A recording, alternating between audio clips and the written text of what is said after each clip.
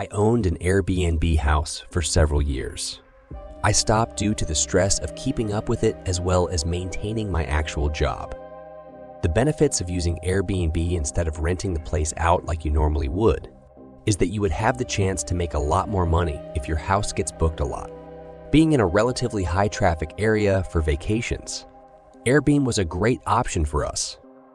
My wife and I were excited in the beginning, but it got more demanding as more people booked the house.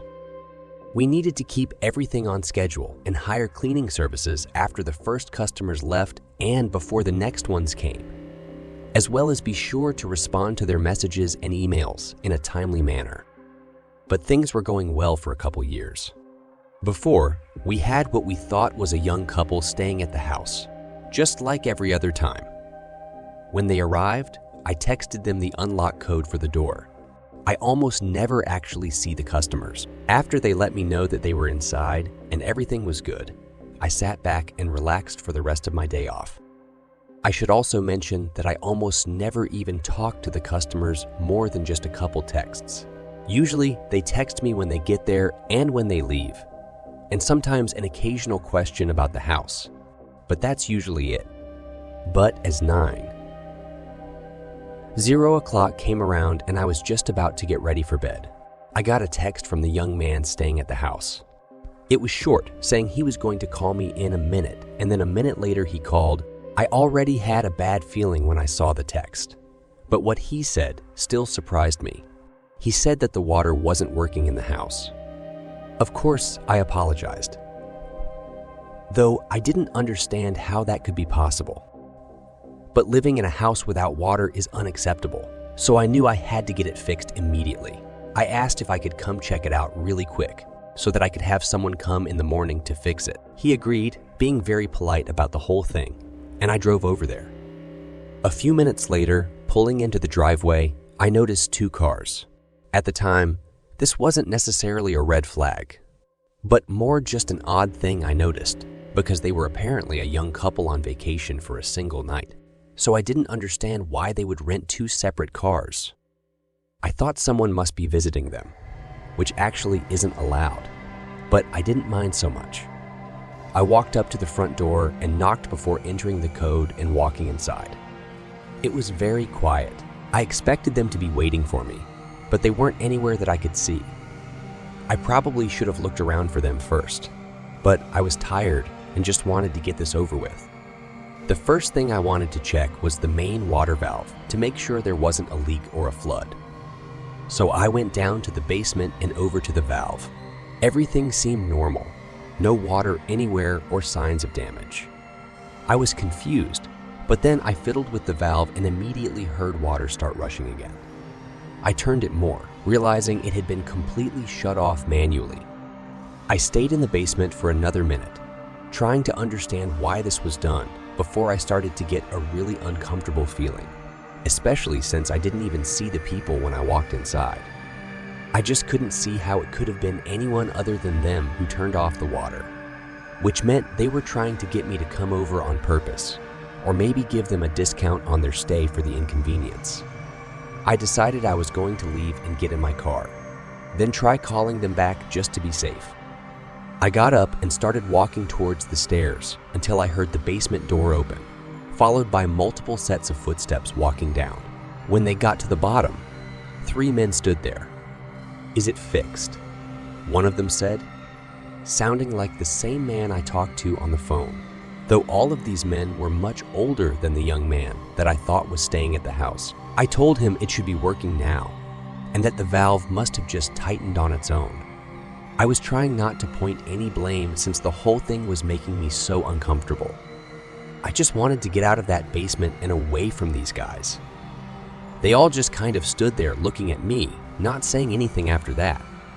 "Well, let me know if you need anything else," I said, walking between them trying to get to the stairs. They still just stood there watching me walk around them. But as I went past the 3rd guy closest to the stairs, I spotted a gun shoved in the back of his pants. It made me freak out a little, and I rushed a bit quicker up the stairs, but they didn't follow. They stayed in the basement as I quickly walked out the door and drove away. When I got home, I woke up my wife and told her what had happened. She convinced me to call the police to check up on them. They weren't the people we thought were staying there, and the situation was strange, so it felt justified. I think we waited 20 minutes before a call came from an officer claiming nobody seemed to be home and that he may need me to open the door. I gave him the code instead, and he called back another 20 minutes later, saying that there was no signs of anyone still being there.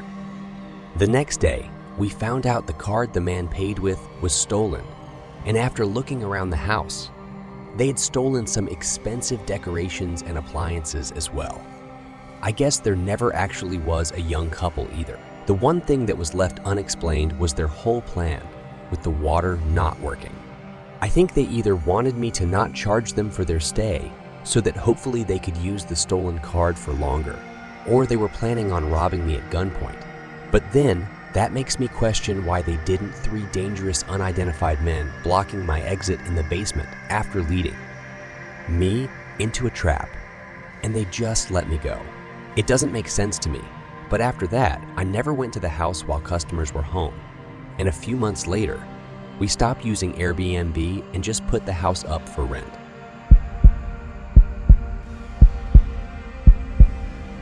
I rented out an Airbnb in Northern California last summer. While scrolling on the app, I found a ton of nice houses. There was a specific location that I liked though, so I chose to look at houses around there and found that there was almost an entire saint of Airbnb rentals. I looked at all of them and chose my favorite and booked it. A month later, I flew in and picked up my rental car, then drove an hour to the Airbnb. I pulled into the driveway and I should mention that it was really late, like 10 or 11.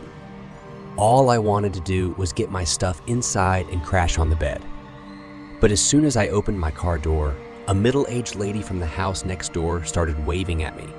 She was standing in the empty driveway, waving and greeting me to the neighborhood. I smiled and waved back. Try not to get stuck in a conversation.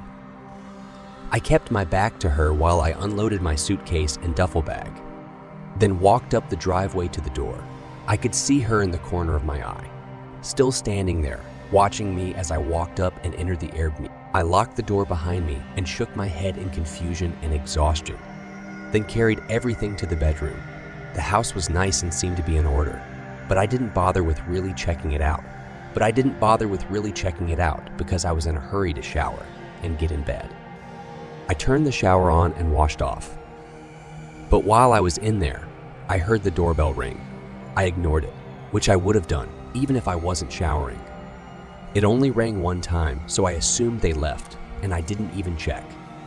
After I dried off and just went straight to bed, I slept nearly 10 hours and got up well rested in the morning. That day, I went into the city and visited a popular restaurant for dinner, then drove back to the house at 7:00. When I pulled in, that lady from last night was standing by the front door. When she saw me, she ran back to her house and went inside. I quickly got out of the car and went to the front door, entering the code and going inside. I didn't know who this lady was, but the way she ran once she saw me made me uncomfortable. Over the next hour, I paid attention to all of the windows, checking frequently to see if that lady came back. I was sitting in the kitchen on my laptop when something hit the back door. It sounded like a rock being thrown at it. I looked over at the door again. A rock was thrown, hitting the back of the house. This time I stood up and looked out the window, and at first I didn't see anything, but then I looked closely. And in the dark field, I saw a small figure standing there and knelt down, picked something up, then threw it right at the window I was at. I backed away in shock until I realized it was probably that lady. I opened the back door and called out, telling them to go away.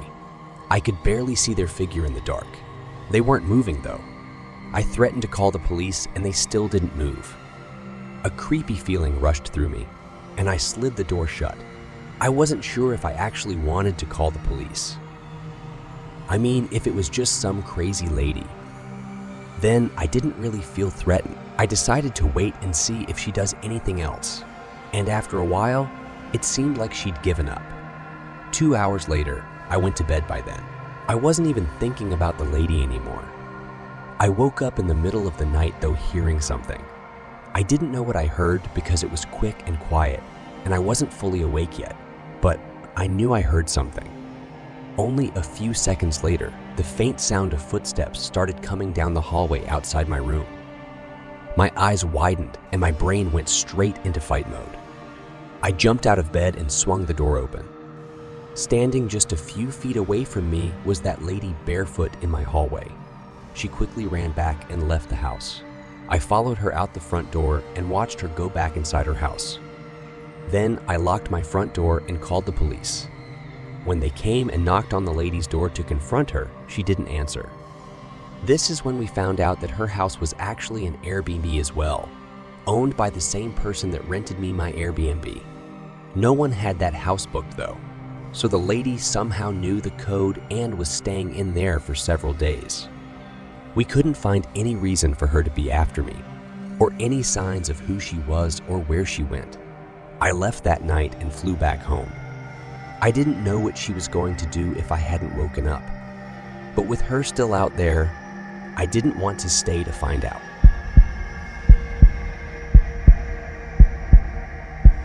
I'm a 20-year-old language student from Leicester, currently doing my year abroad in the Bordeaux in the south of France. I haven't made too many friends here, but the friends I have hold dear to me. A couple of weeks ago, we took a trip around the south to my friend Clement's hometown of June.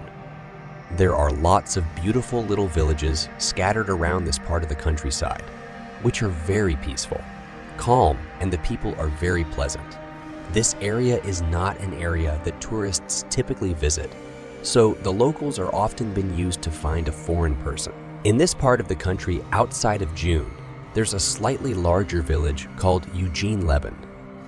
This was another very stunning part of the country that had a Michelin star restaurant that we decided to pay a visit here for my boyfriend Brad's birthday. He had taken time off work to come to France to visit me, and we were glad to be spending some time together again. Finally, we booked a table for 4 in the restaurant for me, Brad Clements and his girlfriend Jeanette. Initially, we wanted to book into the restaurant's hotel as well. However, it was too expensive for students like us, so we booked into an Airbnb on the outskirts of town. We enjoyed a lovely meal, then sat outside drinking wine and smoking cigarettes in true French fashion. We then went for a late-night stroll through the town, enjoying the quaint little frog statue situated throughout. After we got too tired, we decided to head back to our Airbnb for the rest of the night before we headed off to our next destination. We eventually made it back and headed off to bed at around 1:00 a.m. I woke up at 3:00 a.m. to the sound of something scratching by the door of the window. I couldn't really tell which one. I wondered if it could have been a dog, or perhaps another small animal like a cat maybe. However, the sounds faded away almost as quickly as they appeared, and I quickly drifted back off to sleep. Not long after, I was awoken again. Not because of any sound from outside this time, but because Brad had gotten up for the bathroom. I lay back down on the pillow and closed my eyes, but then a sudden sense of dread filled me up. I don't know how, but I had a feeling that someone was watching me. I looked around the room and the moon was bringing in just enough light to see. I looked over to the window, which should have been closed via the shutter, but with Brad not being used to the life around here, he had forgotten to lock it. I could see it being slowly pulled open by a hand from the outside. Its silhouette was lit by the moonlight, attempting to open the window while holding something that I couldn't quite make out. I then heard what sounded like an old-fashioned camera shutter closing repeatedly. I hadn't heard one of those in many years, not since my grandfather would take family photos of us. But as I've heard this so many times in my life, it was unmistakable to me what that sound was. What felt like an eternity passed before I could bring myself to open my mouth and yell out to Brad. The person at the window quickly began to climb down, and whilst briefly in the moonlight, I caught a clear glimpse of a very distinctive ring on the left hand. I didn't get a long look at it, but it appeared to be wooden with a distinct marking on the side. Seconds later, the assailant was gone. Brad rushed outside to try and see who it was, but all he saw was an empty saint and he could hear the sound of footsteps becoming more and more distant. We didn't sleep a wink the rest of the night. Neither of us dared to. We checked out of the Airbnb as early as we could. Once there was sunlight, Clement and Jeanette went to the car while me and Brad returned the keys to the lockbox. I messaged the host about what happened, and whilst he seemed sympathetic, he said he wouldn't be taking any action against what happened. A few days have passed, and we still have no idea who tried to break in. Brad thinks it might be the host because he didn't seem too apologetic.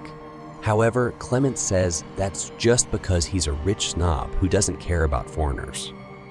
So we'll likely never figure out who it was.